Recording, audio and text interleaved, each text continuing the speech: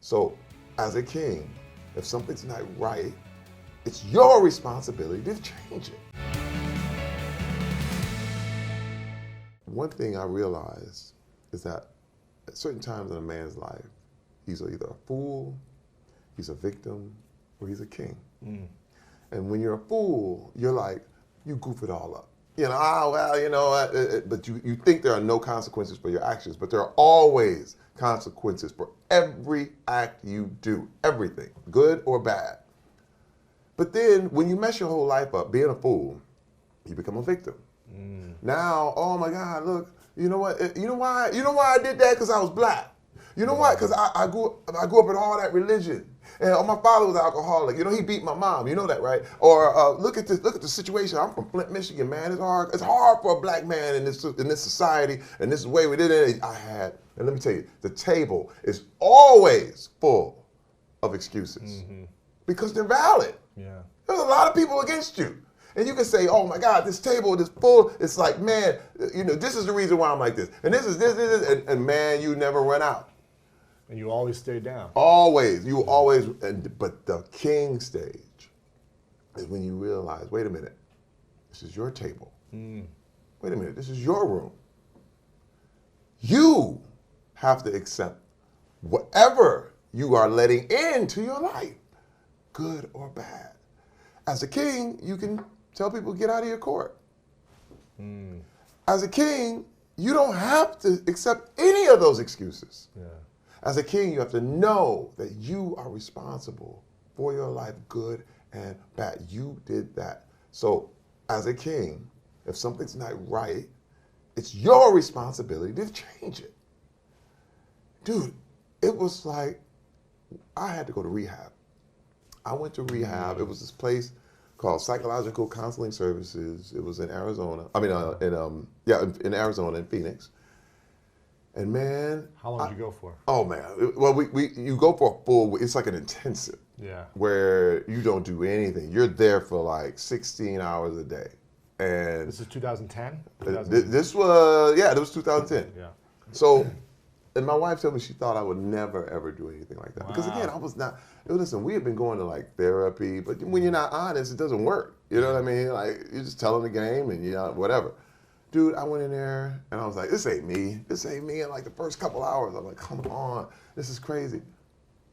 Then all of a sudden I was like, oh my God, this is me. Wow. This is me. This is the problem. This is the issues. And dude, I was in tears. Wow. I was broke. I was like, I was toxic. Like, when you finally can turn the thing around and see yourself as ugly as you were, I was just so guilty. Let me tell you, it wasn't shame. It was guilt. There's a big difference. What's the difference? Shame says you are bad. Guilt says you did something wrong. The problem is, I was feeling shame since I was a kid. Yeah. As it's you. And this is the thing, when you are a shamed person, and when you try to motivate people through shame, what you're doing is constantly telling them, you are a bad person. You are like this. You are wrong. You are messed up. So you know what happens is, no matter where you go back to, I am messed up. But when you realize, wait a minute. It's not that I messed up. It's that I made a messed up choice. Yeah. That changed the framework for me. And I was like, and it didn't excuse anything. Now, mind you, it did not. It was, I had to say it. And the thing is, it's like courtroom. It's like a court. For you to actually be guilty, you have to say it. Think about it. There's nobody, if you never admit guilt, it will never be presented. You have to say, I am guilty. Wow. I did the crime. And it allows everyone to see you as you truly are. And I went through the process of guilt, of making sure I was guilty. I knew what, I said, I put my wife through this. I put my family through this. I did this. I did this. Now let me correct it.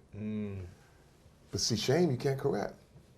Shame is incorrectable. You can't, there's nothing. What happens is shame, you just cover. Shame is something you Yeah. just put, let's put some leaves over here. And, let's put leaves over the body. You know what I mean? It's like, there's no way you can really, shame is one of those things where you just have to like color it. Image covers shame. But when you are dealing with guilt, now you've been proven guilty. Now there's punishments. You have to make amends. Consequences. You have to You have to be accountable. There's all kinds of things, man. You have to come back. You have to forgive people who did things to you. You have to ask forgiveness for what you did to other people. Let me tell you, and I have to say this.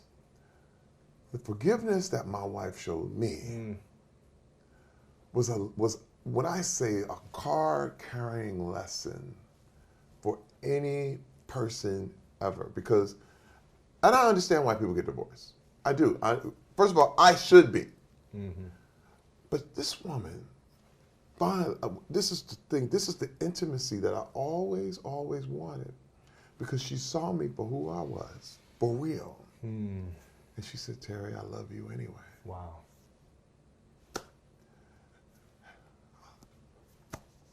Man, Wow. that's all you want. Yeah. That's all I ever wanted. All I ever wanted was to be seen for who I was. And I was like, you love me? Like, I thought it was real. I was like, I thought she wouldn't come back. But she did. She said, but Terry, I love you. And man, that blew me away. Yeah. Because I was living this man life, and here I am. You see me as nothing. I'm feeling about myself. Like, I feel like I'm worth dirt. And she was like, oh, I love you. Wow.